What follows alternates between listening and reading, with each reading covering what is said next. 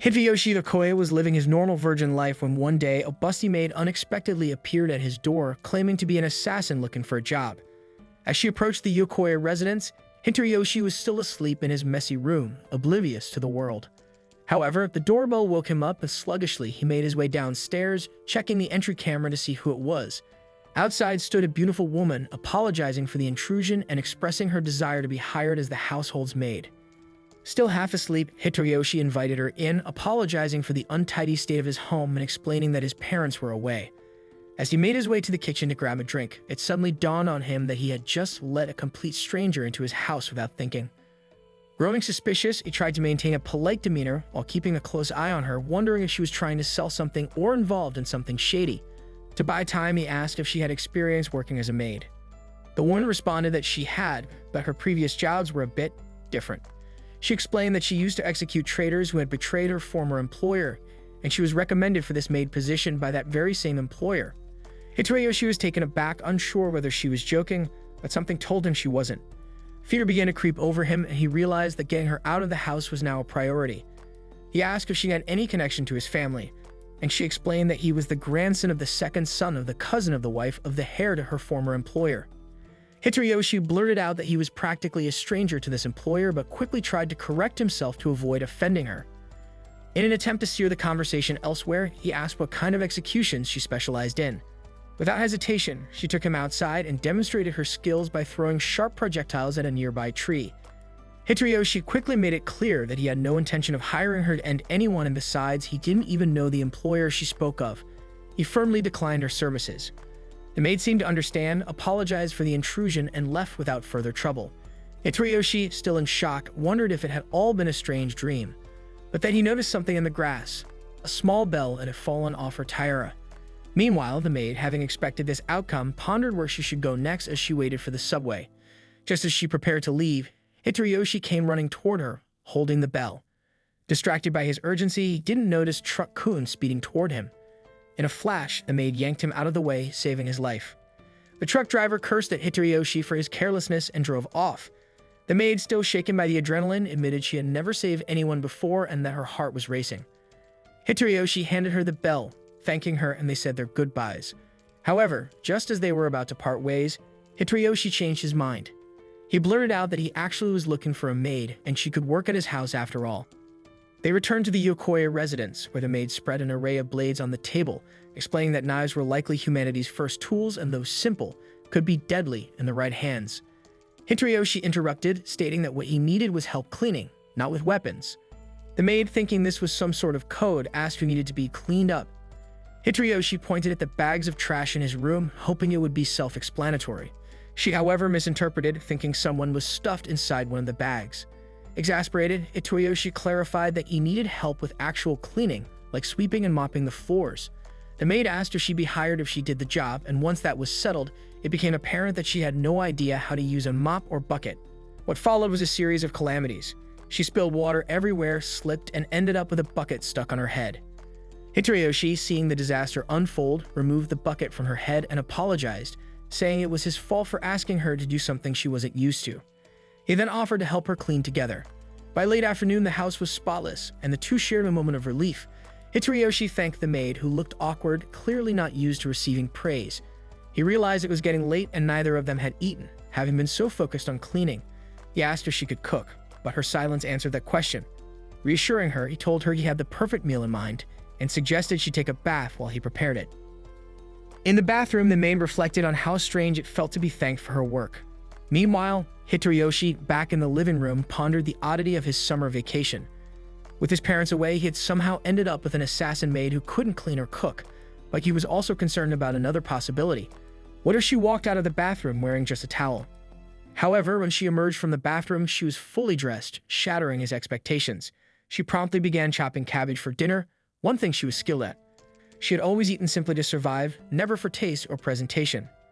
Hideyoshi, moved by her admission, assured her that the tonkatsu was special. It came from the Katsuda couple, who had been making the best food in the region for over 60 years, all at a very reasonable price. There were even rumors that famous people would disguise themselves just to get a taste of the legendary tonkatsu. Despite Hideyoshi's convincing pitch, the maid remained unimpressed, showing little to no excitement, which left him feeling slightly frustrated. But, accepting that this was just her way, he decided to let the food speak for itself. Seizing the moment, Hitoyoshi asked for her name. She responded that she didn't have one, explaining that her employers had always called her whatever they wished, so he was free to do the same. Not particularly skilled at coming up with names, Hitoyoshi decided to stick with calling her Maid. Though she had never cared about what people called her before, for some reason, this time felt different. When they finally began eating, Hitoyoshi eagerly waited for her reaction. After taking a bite, the maid mused that, as usual, she couldn't tell if the food was good or bad, as taste wasn't something she paid attention to. However, she did note that the food was warm and pleasant, a feeling that echoed her experience with the bath earlier.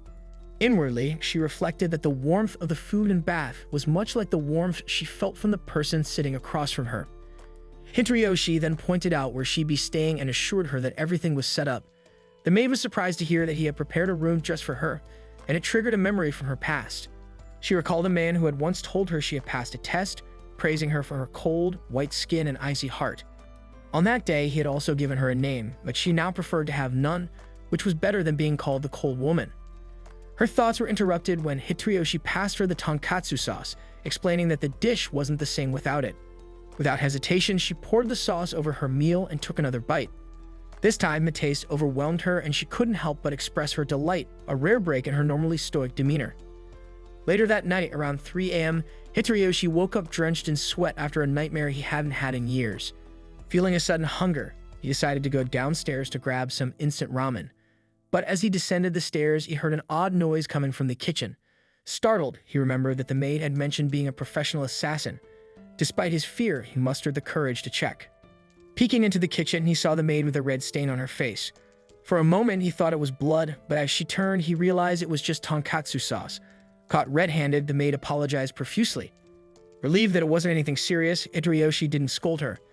Not wanting her to limit her experience to just the tonkatsu, Hitoyoshi whipped up an impromptu fondue with the sauce since there wasn't much else to make it fancy. But all the maid really wanted was more of the sauce, and that's exactly what she indulged in. After the meal, she asked if Hitoyoshi had a nightmare, having overheard him moaning in his room. Worried he might be dangerous like her, she admitted to entering his room and found him calling out for his mother repeatedly.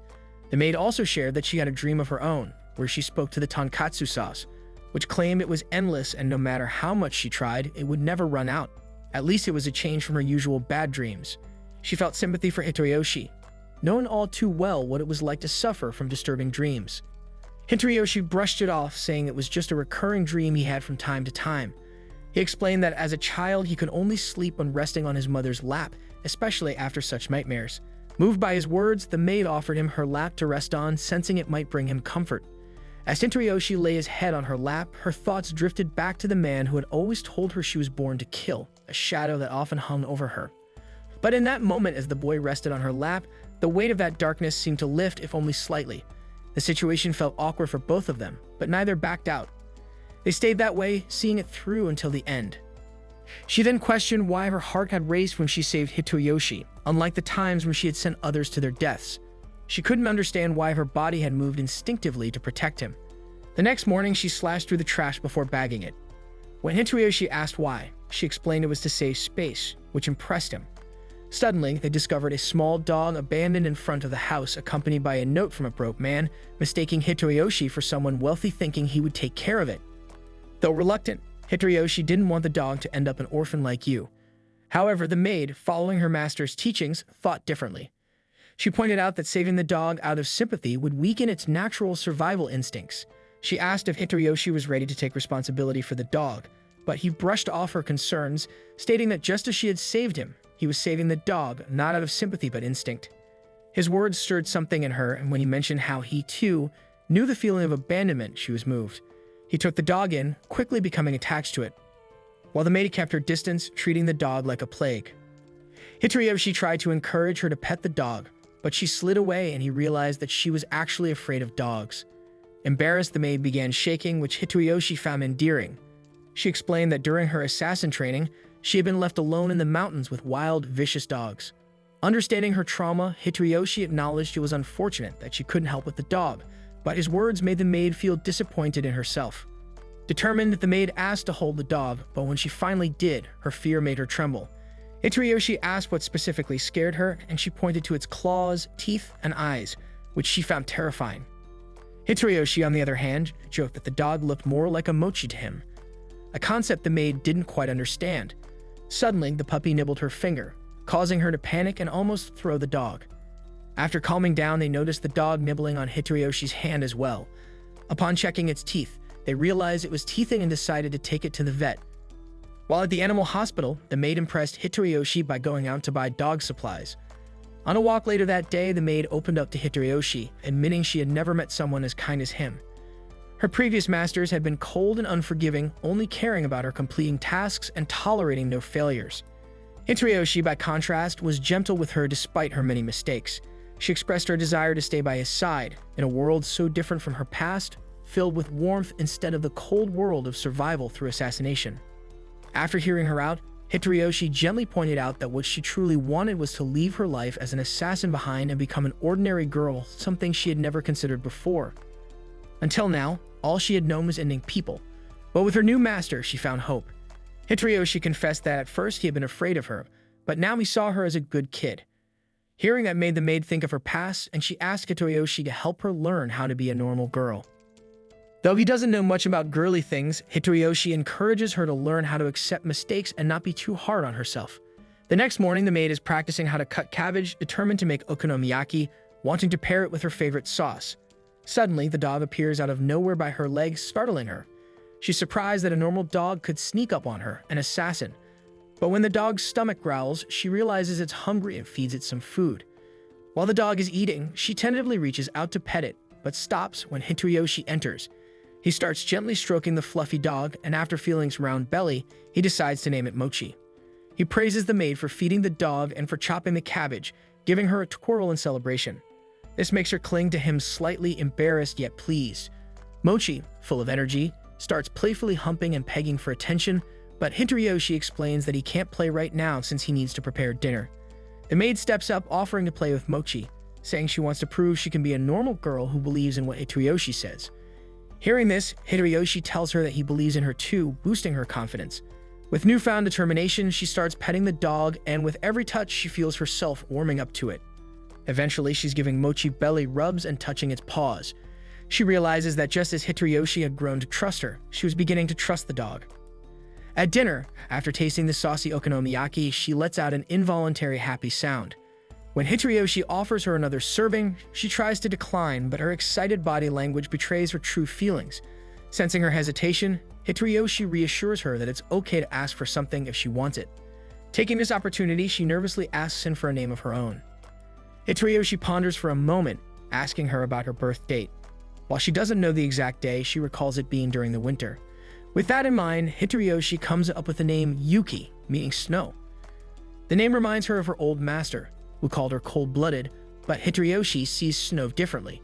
To him, snow is beautiful, like a blanket that protects seeds from the cold, allowing them to bloom into vibrant flowers. Hearing his comforting words and seeing his gentle expression, Yuki starts to understand that life with Hitoroyoshi is warmer and more beautiful than anything she's ever known. She realizes that as long as she stays by his side, she might one day learn what it's like to live a normal life. With deep gratitude, Yuki thanks Hitoroyoshi for giving her a name, her smile breaking through shyly. Seeing her genuine smile for the first time, Hitoroyoshi feels a wave of happiness, glad that she's finally able to express herself freely. One day, as Yuki plays with Mochi, Hitoroyoshi drops by with a favorite ask.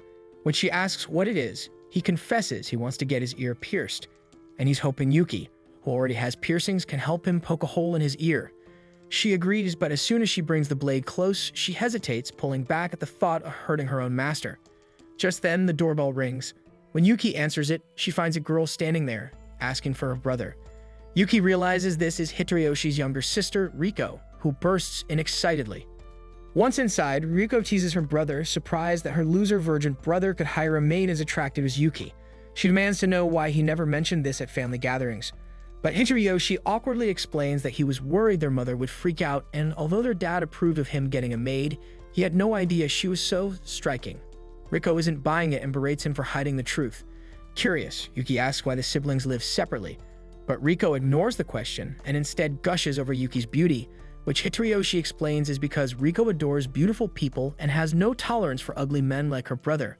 Riko quickly turns her attention to Yuki's backstory and learns that Hitoyoshi was the one who gave Yuki her name.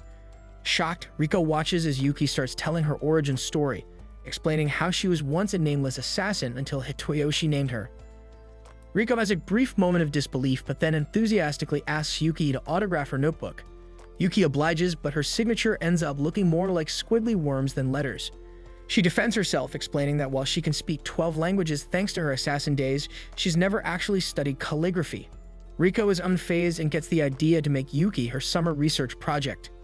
Hitoyoshi objects, but Riko insists that Yuki is perfect for her project, wanting to show her assassin side. Despite his protests, she reassures him that she'll make it seem like Yuki is just a regular maid with a mysterious aura. They head to the backyard where Yuki demonstrates her skills by throwing a blade straight at an apple placed on Riko's head, narrowly avoiding giving Hitoyoshi a heart attack. Riko, fascinated, asks how many knives Yuki carries and where she hides them. Yuki reveals she has 5, but as she's about to show the one strapped to her thigh, Hitoyoshi quickly intervenes, stopping her from letting Yuguners from seeing her treasure. Later, as Riko bombards Yuki with more random questions, her stomach growls. When she asks if Yuki has a special dish, Yuki responds by chopping up a pile of cabbages with impressive skill and serves them plain on a plate, much to Riko's delight. They decide to head to McDonald's afterward, and there they notice a poster for a fireworks festival. Hitoyoshi mentions that the festival is famous for its tonkatsu sauce, which immediately gets Yuki's attention, so they decide to check it out. At the festival, Riko eagerly drags Yuki to a shooting game booth. Despite her enthusiasm, Riko struggles and misses every shot. Yuki takes her turn with confidence but misses as well, admitting that shooting has never been her strong suit. They move on to a goldfish catching game, where Yuki channels her inner focus, managing to scoop up plenty of fish. Impressed, Riko asks Yuki to teach her, and Yuki patiently shares her technique. The game attendant, observing Yuki's helpfulness, compliments her as a good sister. Afterward, they buy the good stuff, which Yuki has been excited to try. The taste is so delicious it nearly overwhelms her, and she devours it like how I devoured your mom last night. The clerk, amused by her reaction, gives her extra for free, which leaves her temporarily speechless. Riko then heads off to buy some drinks. Hitoyoshi tries to follow, but Riko assures him she'll be fine on her own. While waiting, Hitoyoshi asks Yuki if she has any festival memories. But Yuki recounts a mission from her assassin days where instead of enjoying herself, she had to eliminate a target during a festival, stabbing him in the back as they watched fireworks together. Hitoyoshi is left speechless. But before he can respond, the fireworks begin. Yuki gazes at them in awe, captivated by their beauty. Riko then returns with drinks, declaring that summer festivals are the best, and Yuki smiles in agreement. On their way home, Riko jokingly scolds Yuki for eating so much sauce, warning her that she might get as big as your mom. Suddenly, they hear someone shout about a robbery, and a motorbike whizzes by, nearly hitting Yuki. Acting swiftly, Yuki pulls Riko out of harm's way, and Riko, flustered, reacts to being saved like a princess. Hitoyoshi, however, is annoyed at the spilled sauce, muttering that the robber deserves to meet his fate. Yuki takes his words literally and charges off after the thief. Seeing her in action, Riko follows along, eager to witness Yuki take action. As Yuki leaps across rooftops, Riko and Hitoyoshi chase her, eventually taking a shortcut to catch up. Where they finally spot the thief, Yuki gracefully throws a knife at his tires, stopping him in his tracks. As she approaches him with a fierce look, Hitoyoshi quickly shouts for her to stop. She obliges, flicking the robber's helmet as a minor punishment before announcing that she's hungry again. Laughing, they decide to buy more sauce and leave the robber, who is now so shaken he willingly turns himself in. After grabbing some extra food, they head home, and Riko excitedly talks about showcasing her summer project featuring Yuki to her class. This confuses Yuki, who then asks what school is. Riko explains it as an amazing place for learning, but is interrupted by a text from her mom saying she's made beef stew. Riko rushes off, and Yuki, noticing her eagerness, finds it endearing. The next day, Yuki tells Hitoyoshi she wants to experience school for herself. That morning at school, Hitoyoshi arrives, wondering if Yuki will be alright. His friends approach, chattering about a rumor of a busty big gyat maid in town, causing Hitoyoshi to spit out his drink in shock. He tries to brush it off, but then the teacher introduces a new student, Yuki, stepping into the classroom with confidence, much to his surprise. Yuki then introduces herself as Hitoyoshi's cousin in front of the class. But when she sits down, she unexpectedly calls him master, shocking everyone around. Later, after school, Riko appears and casually asks Hitoyoshi how his day went. Stone-faced, he quickly deduces that Riko is behind this setup, and she enthusiastically celebrates her plan's success. On the way home, Riko talks up Yuki's skills, mentioning that before Yuki even enrolled, she mastered everything she needed to know about school in just 3 days. Hitoyoshi, still baffled, asks how Yuki suddenly became his cousin, conveniently in his class in school without him knowing.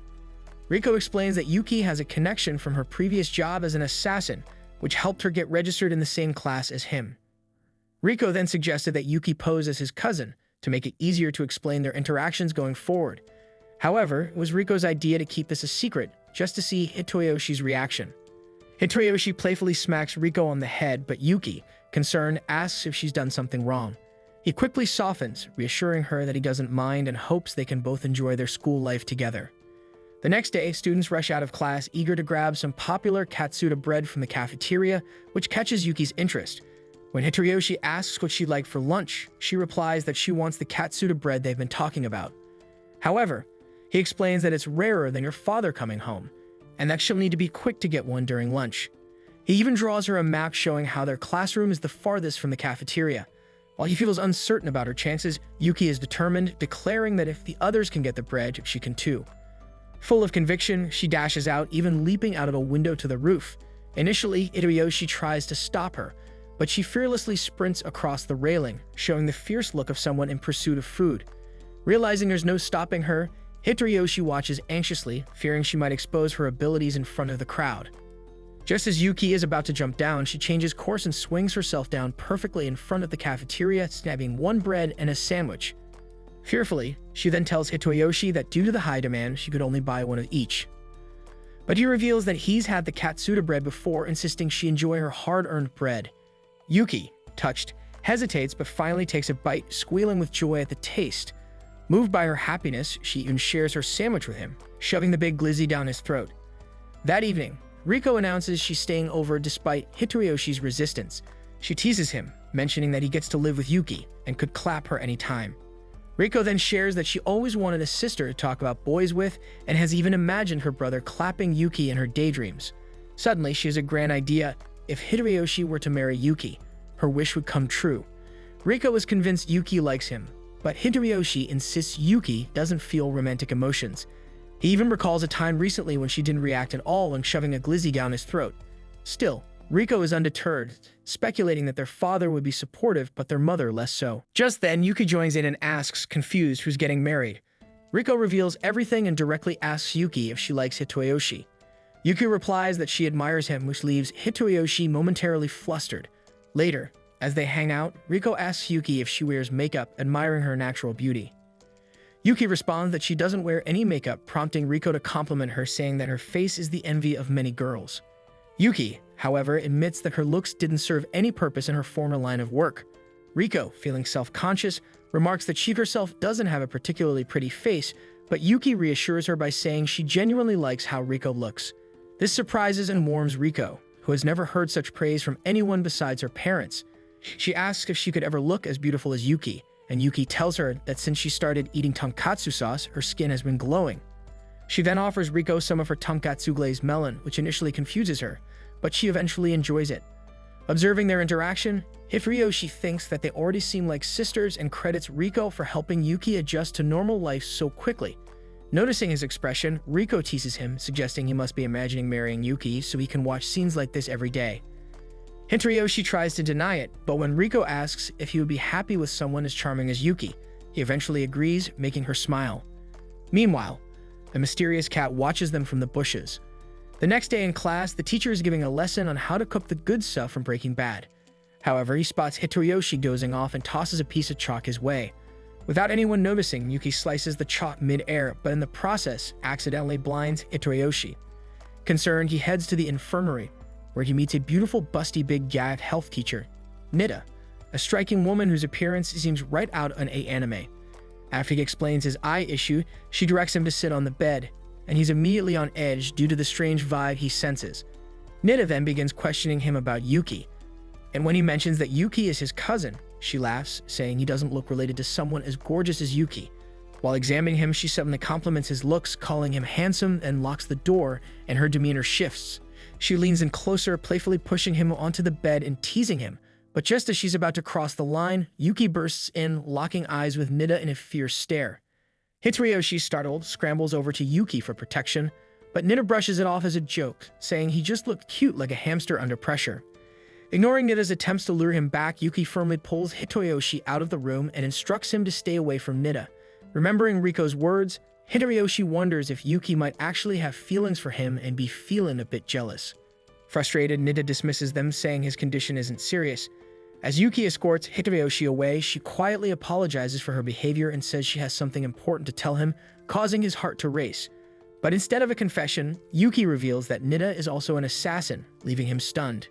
Meanwhile, in the infirmary, the lurking cat approaches Nida. The cat, it turns out, is delivering photographs of Hitoyoshi's home, which Nida begins plotting to destroy. Nida has always dreamed of one day settling down on a beach surrounded by tough, fit men, but before she can fulfill that wish, she must eliminate both Hitoyoshi and Yuki.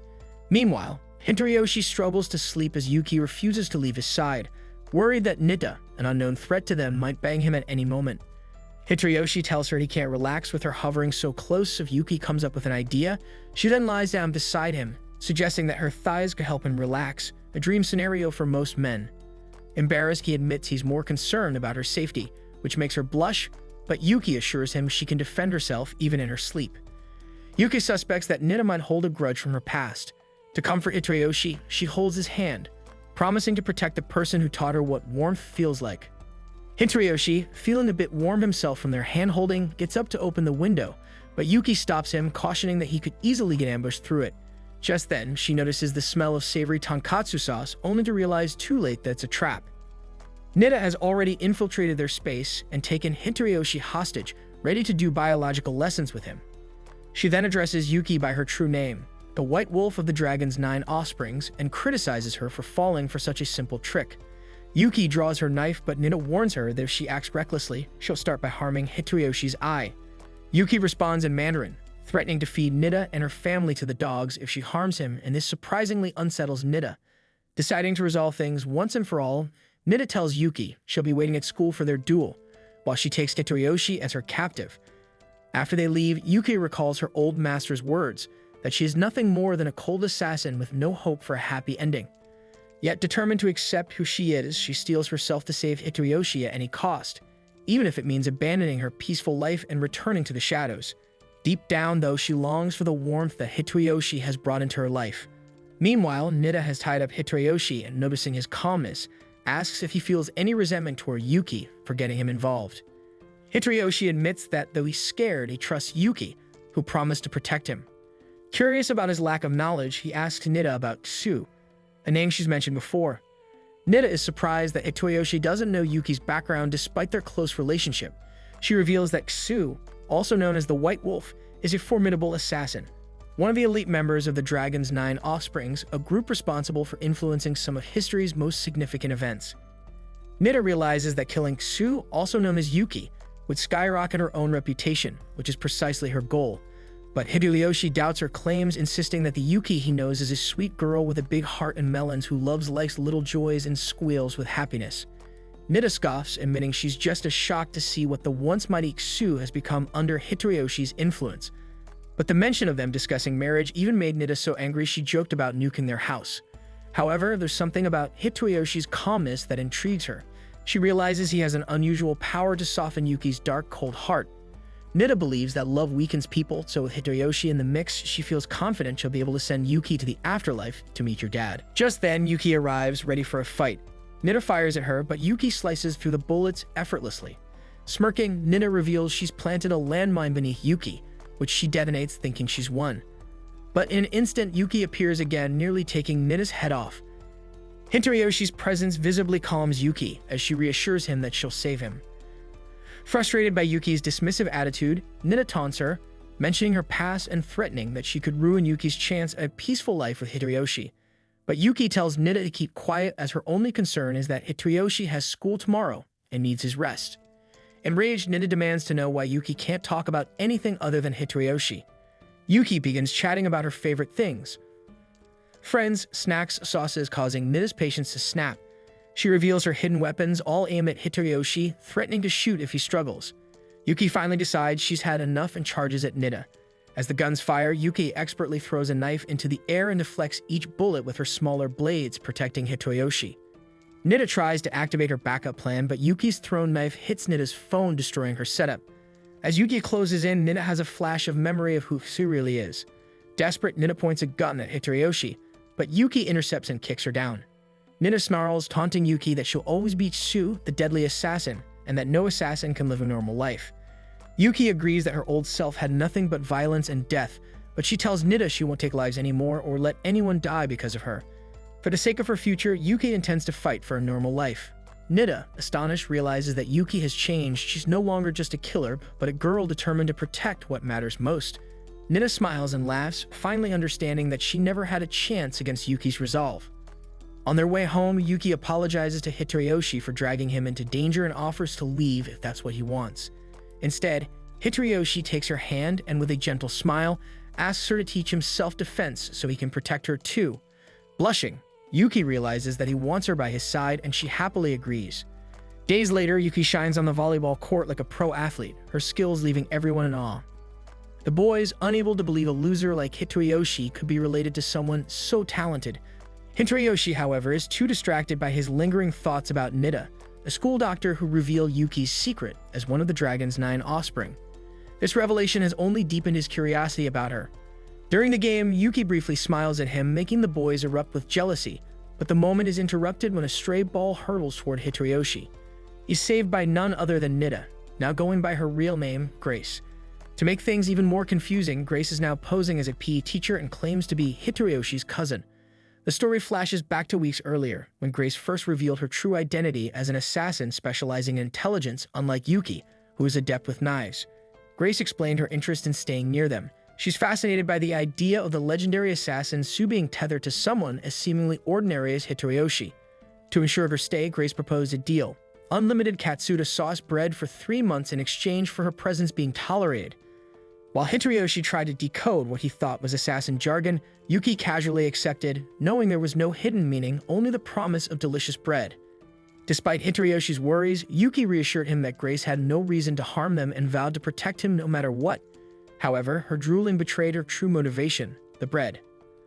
Back in the present, Grace abandons her role as an observer, choosing instead to openly tease Hitoriyoshi, much to Yuki's annoyance. Her playful antics provoke Yuki into serving the volleyball with such force that it nearly destroys the wall. Instead of being reprimanded, Yuki becomes the center of admiration as her peers gush over her powerful serve. Later, at lunch, Yuki admits to Hitoriyoshi that she feels embarrassed by her actions. When he presses her about it, she confesses that seeing him close to another assassin made her feel alienated. Recognizing her jealousy, Hitoriyoshi reassures her that her emotions are perfectly natural, which lifts her spirits. Over the weekend, Yuki starts her day by proudly doing laundry in her maid outfit. After weeks of struggling and repeated failures, she finally nails the process, leaving her feeling like a triumphant parent admiring their child. Hitoriyoshi, seeing her joy, feels a sense of pride too. When dinner time arrives, they find they only have cabbage. While Yuki dreams of pairing the cabbage with Katsuda sauce, Hitoriyoshi surprises her by buying pork katsu from his favorite vendor. Yuki is ecstatic, overwhelmed by the sheer sight of so much Katsuda sauce. During their meal, Yuki asks Hitoriyoshi if he's ever felt the same excitement she feels for Katsuda sauce. He reminisces about his childhood visits to the Hero Theater, where he was mesmerized by Walmart Cam and Ryder's performances. Yuki finds his story oddly relatable. Watching the elderly vendor expertly prepare the cutlet, Yuki marvels at his skill, even joking that he might secretly be a samurai. The vendor's wife casually mentions that they invented Katsuda sauce, and Yuki immediately elevates them to godlike status, thanking them profusely for their culinary contribution. Thanks to the couple's Katsuda sauce, Yuki, who had never truly enjoyed food before, now experiences it on a profound level. Smiling warmly, she thanks them wholeheartedly for bringing happiness into her life. The grandma, touched by her gratitude, explains that the reason Yuki enjoys the sauce so much is because it carries the warmth of happiness. Yuki reflects on this sentiment, realizing that what she truly feels is the warmth she associates with Hitoriyoshi. She agrees with the grandma's words, lost in thought when suddenly the grandpa appears behind her and brushes dust off her shoulder. Startled by how effortlessly this old man snuck up on her, Yuki is nonetheless impressed. Instead of fear, she feels amazement, convinced this old prune must be a retired samurai turned pork cutlet vendor. The grandma interrupts Yuki's musings by offering her a taste of a new sauce recipe. Like a cat eager for fish, Yuki leaps at the chance to try it. With one spoonful, she's transported to heaven, overwhelmed by its perfection. Later that night, after they've finished their dinner, Hitoyoshi finds himself conflicted. He still yearns to know more about the dragon's 9 offspring, but feels he shouldn't pursue it after seeing how content Yuki is in her new life. He realizes that Yuki's past is hers to share, and while he wants to ask, he knows it could bring her pain he understands all too well. As he drifts off to sleep, he dreams of his mother, who had left him. Despite his longing to hug her one last time, she never returned his embrace. Waking up in tears, he finds himself humming Yuki. Yuki, noticing his distress, gently explains that she caught him sleepwalking. Flustered, Hitoyoshi accidentally slips and bumps into her, quickly apologizing. Realizing Hitoyoshi had another dream about his mother, Yuki invites him to rest on her lap again, offering comfort. Just then, Hitoyoshi's phone falls, and when Yuki picks it up, she notices he's been researching her past. Taking a deep breath, Yuki confesses that she doesn't know much about the dragon's 9 offspring herself. As an assassin, she only ever followed her master's orders and didn't officially join the organization, even though she crossed paths with its members. She never cared about their names. Her focus was always on her missions and avoiding disappointment in her master's eyes. Yuki admits that her past still haunts her, and that adjusting to her current life feels like living in a warm, fleeting dream. But whenever she looks at Hitoyoshi, she remembers what she truly desires: to be a normal girl. Hitoyoshi, moved by her honesty, tells her he feels the same. After what happened with Grace, he's been yearning to understand her better and help her achieve her goal. Yuki smiles warmly at him, making Hitoyoshi blush. Encouraged by his sincerity, Yuki agrees to share more about herself. She reveals that the reason she likes letting him rest on her lap is because the first time it happened, she felt for the first time that she was genuinely helping someone. She assures him that anytime he has nightmares, her lap will always be there to comfort him. Touched by her words, Hitoyoshi confesses that his dream wasn't actually a nightmare. Instead, it was hopeful. He saw Yuki, feeling the warmth that had been missing in his life since his mother left. Like any other day, Yuki begins her morning by waking up, getting dressed, and diving into her usual chores. She feels a small sense of accomplishment as she completes the laundry, remembering how much she struggled with it initially. Afterward, she washes the dishes, plays with her dog, and continues with her day. In the afternoon, Yuki heads to the market to shop for groceries. As she walks, she can't help but notice the lingering stares from the men she passes. While browsing, a young child approaches her and compliments her beauty, but then blurts out a remark about her maid outfit being unusual for a normal girl. Yuki is caught off guard by this and grows self-conscious. Later, she runs into Hitoyoshi, who has just purchased some books, and nervously asks if the child's comment has any truth to it. To ease her worries, Hitoyoshi offers to take her shopping for some clothes. When they arrive at the store, they unexpectedly find Riko and Grace waiting for them. Hitoyoshi demands to know why these two have shown up, calling them useless nuisances. Riko explains she came along to help her brother pick clothes, while Grace smugly reveals she hacked his phone to track his location, eager to see Yuki in some new outfits. Riko teases Grace, calling her out as an assassin too, but instead of replying, Grace hugs her in a way that unsettles Hitoyoshi. Riko takes charge and suggests a store, but instead of finding modest clothing, they end up with Yuki, trying on increasingly attention-grabbing maid outfits. Riko snaps photos of Yuki for her personal collection, prompting Hitoyoshi to scold her for choosing such a store. Grace then recommends another place, and despite Hitoyoshi's reservations, things get even worse. The outfits Yuki tries on make her look like some girl from the Vanilla Unicorn, much to Hitoyoshi's dismay. The group moves on, trying a mix of outfits, some genuinely beautiful, others downright provocative. Each time, they turn to Hitoyoshi for his opinion.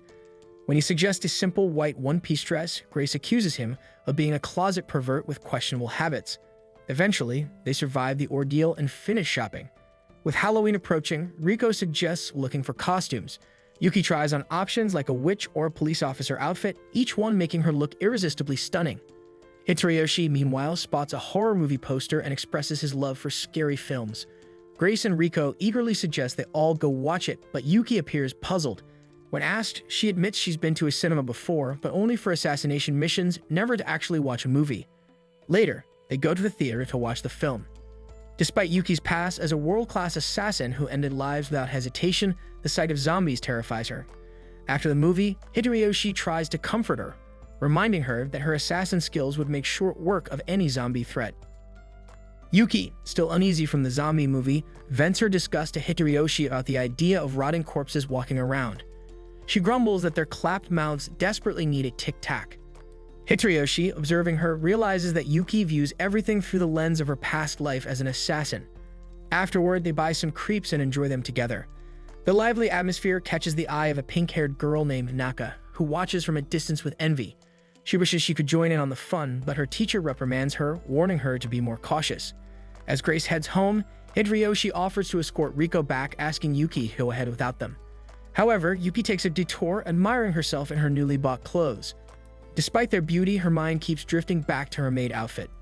After some thought, she decides to switch back into it and spends time playing with her dog, Mochi. While playing, Yuki realizes she hasn't done the laundry all day.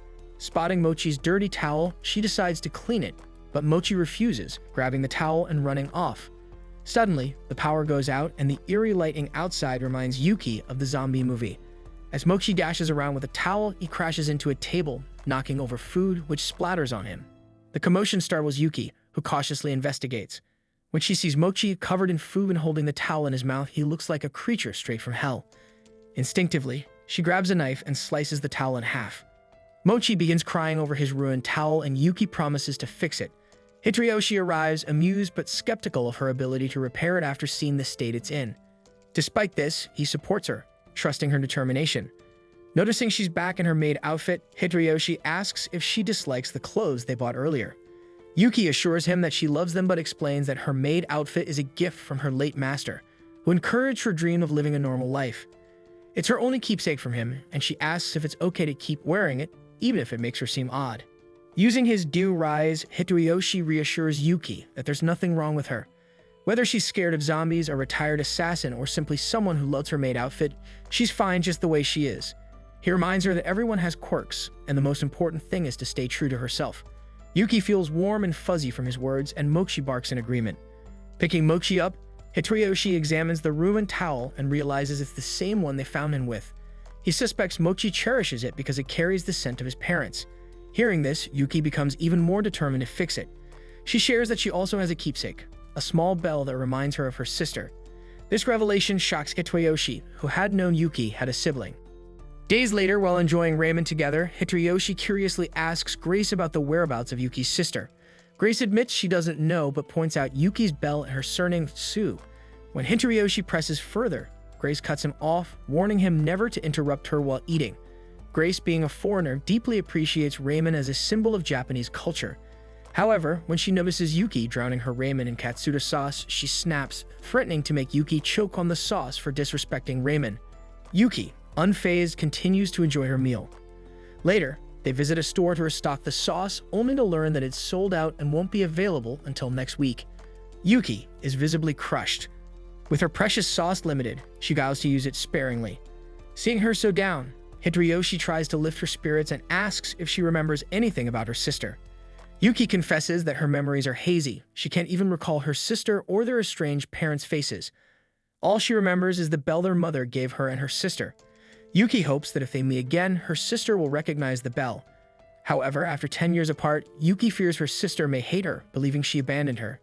Still, Yuki says that if her sister is living a happy life, she wouldn't mind if they never reunited. Their conversation is interrupted by Hideyoshi's friends Teiga and Kobachi. Teiga teases him, showing off a new CD featuring an artist performing at the upcoming Katsuta festival. Meanwhile, Kobachi scolds Hideyoshi for spending all his time with his maid instead of his friends. Despite the banner, Teiga thanks Yuki for brightening Hideyoshi's life. They jokingly expose Hideyoshi's edgy past, where he pretended to be a cool and protagonist but was actually an awkward, stinky weeb. Embarrassed, Hideyoshi silences Teiga, causing him to drop the CD. Before it hits the ground, Yuki dives to save it, but her katsuta sauce spills all over the street. Yuki watches in silent agony as her precious sauce is wasted. That night, Yuki has a nightmare where the katsuta sauce comes to life, berating her and declaring it would rather be anywhere else than with her. She wakes up distraught and tells Hideyoshi her life is meaningless without the sauce. She describes her bizarre dream where the sauce cheated on her, but hesitates to share another dream she's been having. One night, she visits Hideyoshi's room, asking him to stay with her. Hideyoshi, preoccupied with studying, promises to accompany her once he's finished. Grateful, Yuki calms down, praising Hideyoshi for being such a kind person. Flustered, he asks why she said that. Yuki then asks if there's anyone he dislikes. Hideyoshi confides that he holds resentment toward his father due to past events. This confession stirs memories of Yuki's sister and the bell, making her uncomfortable. She abruptly returns to her room, leaving Hideyoshi concerned. In her recurring nightmares, the katsuta sauce mocks her for abandoning her sister and claims everyone secretly hates her, including Hideyoshi. It taunts her, saying she's only good for assassinations. The sauce then dredges up painful memories of her past as a prodigy, a child who spoke 15 languages and had a photographic memory. Despite all the admiration she received, all Yuki wanted was to make her parents proud. On her birthday, her family was celebrating when someone knocked on the door. Her parents answered, but as they looked back at her one last time, they walked into the darkness without a word, leaving Yuki and her sister behind. It turns out that Yuki's parents were murdered by assassins who wanted to kidnap her for her exceptional talents. From that point on, Yuki's emotions became numb as she was forced into the life of an assassin. Her captors systematically erased her feelings, replacing them with cold, calculated skills. Yuki's transformation into a heartless killer drove a wedge between her and her sister, who grew to resent her. Despite this, Yuki pushed forward, burying her pain. One night in her nightmare, Yuki's old master appeared, intent on reclaiming her and dragging her back into her dark past. Just as her master reached out, Hitoroyoshi woke her up. Concerned, he asked if she was okay. Without hesitation, Yuki hugged him tightly and pulled him into bed. Hitoroyoshi was overwhelmed by this situation but stayed with her as she requested. Feeling how tightly she clung to him, he realized how much the nightmare affected her. Yuki admitted that it wasn't just a bad dream, it was a memory of her traumatic past. To comfort her, Hitoroyoshi gently patted her back, likening the rhythm to a calming heartbeat. Gradually, Yuki fell asleep to the soothing sound. The next day, the group discovered Yuki had no idea what the Katsuta festival was. Taiga enthusiastically explained that the festival involved cultural, sports, and music competitions between classes, with the winning team receiving a special Katsuta sauce prize. Yuki, already enamored with Katsuta sauce, became determined to win. However, they told her she needed to maintain high grades to participate. When Yuki proudly showed them her test paper with a score far below passing, Hitoroyoshi explained that the average grade required was 60. Yuki panicked at the realization but resolved to do better in practical exams to qualify. During lunch, Grace handed Yuki a Katsuta sandwich as part of a deal they made. Yuki thanked her, but Grace brushed it off, telling the group to leave her alone. Later, Hitoroyoshi mentioned Yuki's interest in the Katsuta festival. Seeing an opportunity, Grace revealed a test paper without a name and claimed it was Yuki's, explaining that failing to put her name automatically disqualified her. Yuki remembered forgetting to write her name and begged for mercy. Grace offered to fix it, but only if Yuki stopped bringing Katsuta sauce to ramen shops, a habit Grace couldn't stand. Suddenly, a pink flash zipped past Grace, and when she looked again, Yuki's name was already on the paper. Yuki tried to explain, but Hitoroyoshi silenced her, suggesting they let it slide. Frustrated, Grace left. Meanwhile, behind them, a pink-haired girl named Anaka revealed herself as the one who intervened. Yuki confronted her, thanking her for the help. Though Anaka panicked at being caught, she gathered her courage and confidently told the group she knew how they could win the Katsuta festival. The next day in her dojo, Naka is training hard, honing her ninja skills. However, she loses her balance and nearly gets hurt, but her brother Tatsu catches her just in time.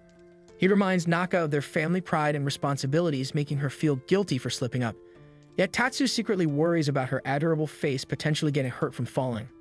Meanwhile, the school festival kicks off and the class competition is revealed, a game of cops and robbers. Tatsu is assigned the role of the cop, while all the other students will play as robbers. Suspicious of Yuki, who claims to be Hitoriyoshi's cousin, the students suspect she's hiding something. Tatsu, wary of her mysterious nature, believes she could be a threat to his family and decides to keep a close eye on her. Hitoriyoshi's class decides to run an animal cafe as their festival theme. Backstage, Naka confides in Hitoroyoshi about her struggles and how much she wants to prove herself by winning against Tatsu in the cops and robbers game. However, she admits to feeling intimidated by Yuki's presence. Hitoroyoshi reassures her that they'll do well. Just then, a figure in a giant bottle-shaped catsuit enters, startling everyone, only for them to realize it's Taiga in costume. Confident in his ability to win the game with Yuki and Naka on his team, Taiga brushes off any doubts about Naka, who insists that she's a fast runner. Yuki rallies the team, assuring them they can beat the formidable Tatsu together. Unbeknownst to them, Tatsu is secretly listening in on their conversation from the cafe. Hearing Yuki motivate his sister fuels his anger. Later, as they finalize their plans, Taiga declares that he'll win the game in his bottle costume, hoping to gain fame as a mascot on live TV. This reminds Hitoroyoshi of the event's media coverage, and he worries about Yuki being shown on camera. Before he can ask her, Riko and Kobaki interrupt.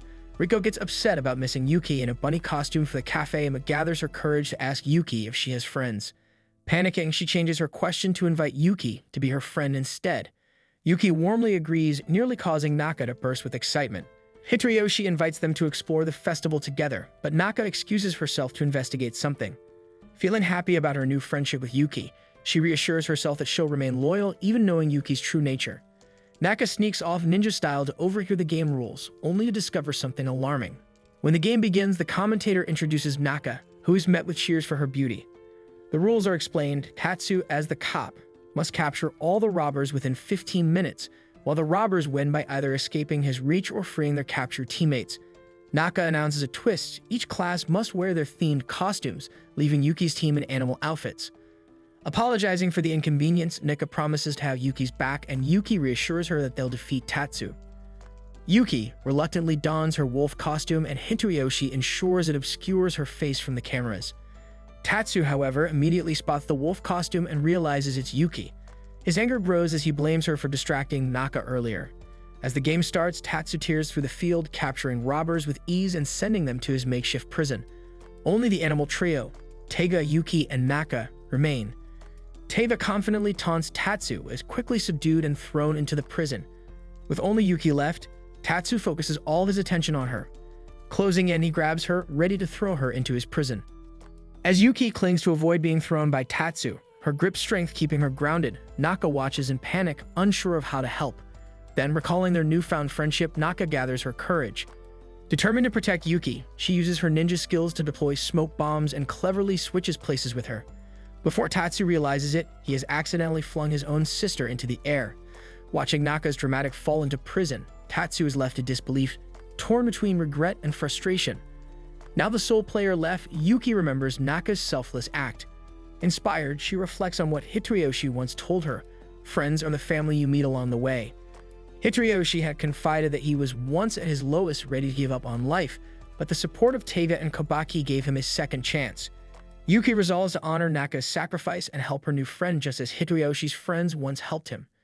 While Tatsu agonizes over his mistake, Yuki devises her next move.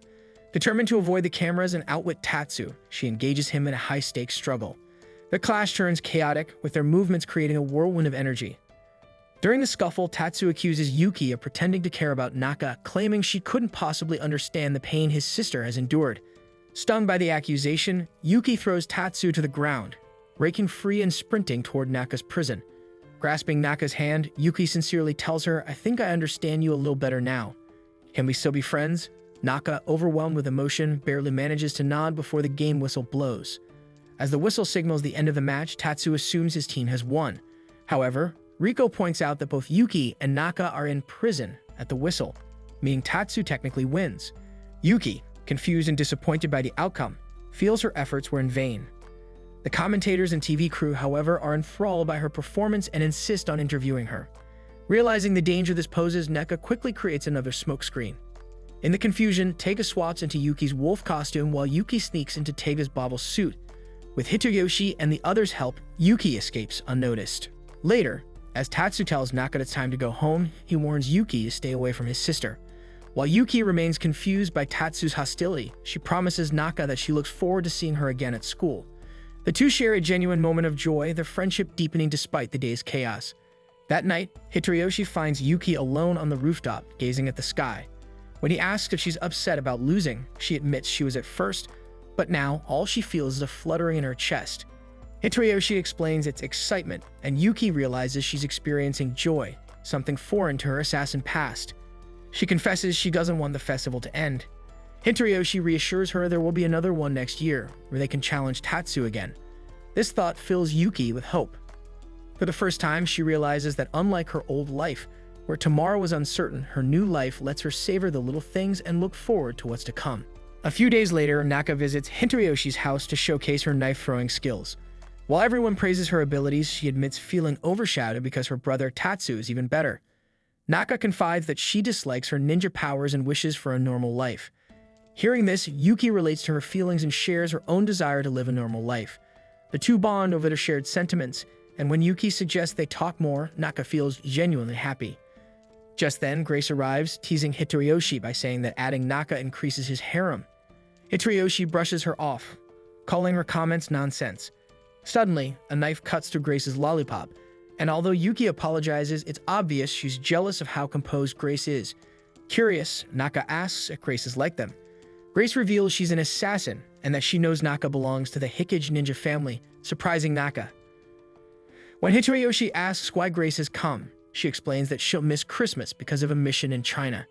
She mentions the possibility of encountering Yuki's old organization and even learning more about her sister. Before leaving, Grace tells Hitoyoshi to enjoy the holidays with his lover, which he adamantly denies. Naka, however, misinterprets the situation and asks if Hitoyoshi and Yuki are dating. While Hitoyoshi tries to clear up the misunderstanding by explaining they're cousins, Yuki remains silent. She reflects on how her life has changed, realizing that unlike before when she only looked out for herself, she now has people she cares about and wants to protect. This thought makes her happy, which uplifts both Hitoyoshi and Naka.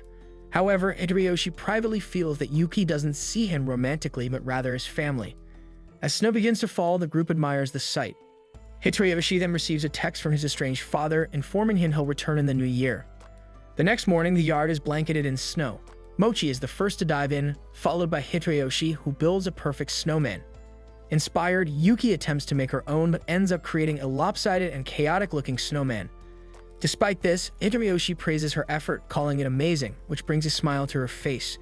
They share a warm moment, but Mochi, acting like a playful troublemaker, destroys Yuki's snowman. Heartbroken, Yuki tries to fix it, but when Hitoyoshi tells her it's no use, she becomes visibly upset. Hitoyoshi's phone suddenly rings, and when he answers, it's his father. Yuki notices his distressed expression during the call, and when he hangs up, he tells her to guard the house as he needs to visit his family. Before he leaves, Yuki asks him to meet her afterward. That evening, as Hitoyoshi walks home from his family's house, he notices a commotion nearby. To his surprise, it's Yuki in a casual outfit that turns heads. She wraps her scarf around his neck, telling him to stay warm and gently takes his hand and asking him to go on a date. Hitoyoshi starts freaking out and asks why she wants a date. Yuka explains that Riko suggested it, but she also genuinely wants to cheer him up. She confesses that she feels unsatisfied when he's sad. Hearing this, Hitoyoshi can't refuse and agrees to the date. Still holding hands, they wander through the snow-covered streets.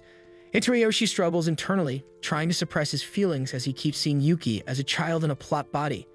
As the snow falls again, he admires the sight of the snow and Christmas lights, telling Yuki how much he loves the view. Yuki giggles, pointing out that her name means snow, and the way he says it makes her happy. Hitoyoshi's heart races, leaving him panicked by his emotions. Earlier that day, Yuki had called Riko to ask for advice on what to wear. Riko, knowing Hitoyoshi's simple tastes, suggests something elegant yet figure-flattering.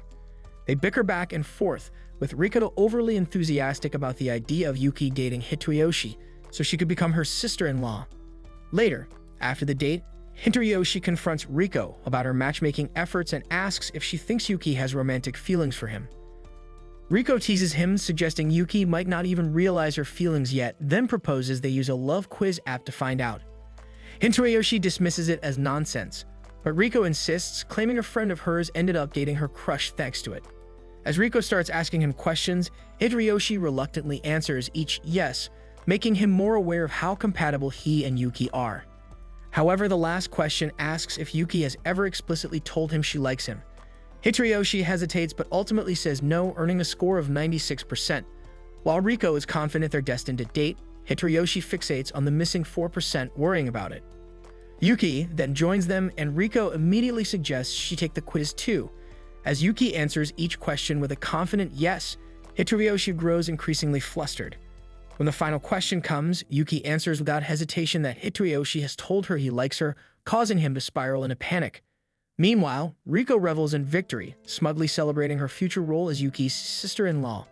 Later, the three enjoy hot pot together.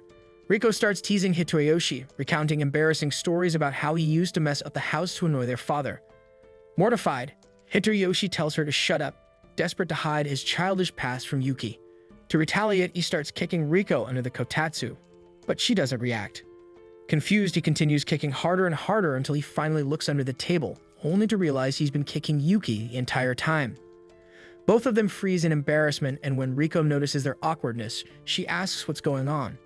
They refuse to explain, only making Riko laugh as she declares they're like a cute couple keeping secrets. Both Hitoyoshi and Yuki immediately fold, their faces bright red. After their date, Hitoyoshi finds himself constantly dreaming about the event and a long-forgotten memory. In the past, he had confessed his love to a girl only to be rejected. She told him he didn't truly love her, he was just lonely. Her words left him traumatized, creating a deep fear of love. One morning, Hitoyoshi wakes up with Yuki sleeping beside him. He tries to quietly leave, but Yuki stirs awake. Still, he steps out, seeking fresh air to clear his mind. His emotions for Yuki are overwhelming, and he blames himself for letting her sleep next to him after her nightmares, which have left him sleepless. Yuki, noticing his distress, approaches to check on him, but Hitoyoshi brushes it off, making up an excuse about needing to clean the house. Deep down, he knows it's just a diversion. As he splashes water on his face, he acknowledges his feelings for Yuki, but can't bring himself to confess. The fear of her potentially leaving him as in his past paralyzes him. Meanwhile, Yuki begins cleaning the house with surprising determination, especially as she mops the floor, motivated to improve her efforts. However, Mochi, their mischievous pet, seizes the moment to cause trouble, making Yuki accidentally spill water on herself.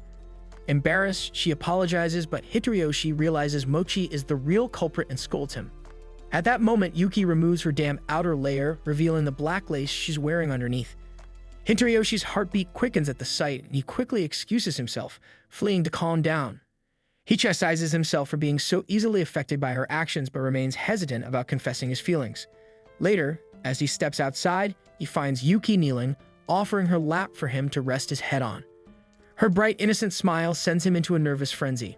Flustered, he declines, saying he feels embarrassed. This response makes Yuki sad, as she begins to think he's grown tired of her. Overwhelmed by the thought, she starts crying. Yuki, unfamiliar with the sensation of tears, becomes even more confused as she struggles to stop. Hitoyoshi, feeling a pang of guilt, awkwardly changes the subject and suggests she take a bath to avoid catching a cold. Yuki obliges, but Hitoyoshi knows he handled the situation poorly. Over the following days, Yuki begins crying over the smallest things: dogs, fighting cats, even leaves fallen from trees. Each instance leaves Hitoyoshi unsure how to console her. Despite her emotional state, Yuki continues to sleep beside Hitoyoshi at night, preventing him from getting any rest. This routine carries on until New Year's Day. That morning, Yuki searches for Hitoyoshi, only to find a note saying he stepped out for a bit. Deciding to walk Mochi and do some shopping, she discovers the local market is closed for the holiday. Venturing into a supermarket for the first time, Yuki feels out of her depth, unsure of what to do in the unfamiliar environment. A kind butcher offers her some roast beef, and she gratefully buys it, planning to prepare it for dinner. At home, Yuki finds Hitoyoshi in the kitchen, making okonomiyaki. He surprises her with some roast beef he had bought earlier, not realizing she had already brought some home. Overwhelmed by the abundance of roast beef, Yuki bursts into tears. They end up eating all the roast beef together, and when Yuki takes a bite of the katsudan sauce-covered okonomiyaki, she cries again, this time because of how delicious it is. That night, Hitoyoshi opts to sleep on the couch, telling himself he needs to pull himself together as his father is returning the next day. While he's asleep, Yuki gently places a blanket over him. The next morning, Riko shows up for their New Year celebration. However, because Hitoyoshi is still asleep, Riko's plans are disrupted. Confused, Yuki asks what Riko is talking about. When Riko casually mentions that it's Hitoyoshi's birthday, Yuki is struck with guilt and begins crying again. Riko, shocked by her reaction, tries to console her but struggles as she has never seen Yuki cry before. Yuki mutters that her eyes must be broken, deciding it's better to stay home. Riko understands and leaves. Later, Yuki notices Hitoyoshi's phone buzzing and sees a text from Naka inviting them to visit the shrine. Yuki, wanting to step out, decides to go without him. She arrives at the shrine looking adorable in her outfit, meeting Naka, who acts as her guide since Yuki isn't familiar with shrine visits. They start by drawing fortunes. While Naka is thrilled to share this moment with Yuki, Yuki begins crying again, overwhelmed by her emotions. Concerned, Naka sits her down to talk. Yuki's fortune suggests she will lose something, and she assumes it means she'll part ways with Hitoyoshi. In tears, Yuki confesses her fears to Naka. She worries that Hitoyoshi has been distant and might no longer need her. The thought of him leaving terrifies her, and she can't stop crying at the idea that he might hate her. To comfort her, Naka shares her own struggles with crying, explaining how sometimes sadness builds up and overflows. She recalls advice from her mother, saying that crying helps release buried emotions. Encouraging Yuki to let it all out, Naka reassures her that her smile will return someday. After calming down, they make their wishes at the shrine. Yuki wishes to always be with the one she loves. Meanwhile, Hitoyoshi's father lands in Japan and tries calling him, but Hitoyoshi doesn't pick up. He's still fast asleep at home.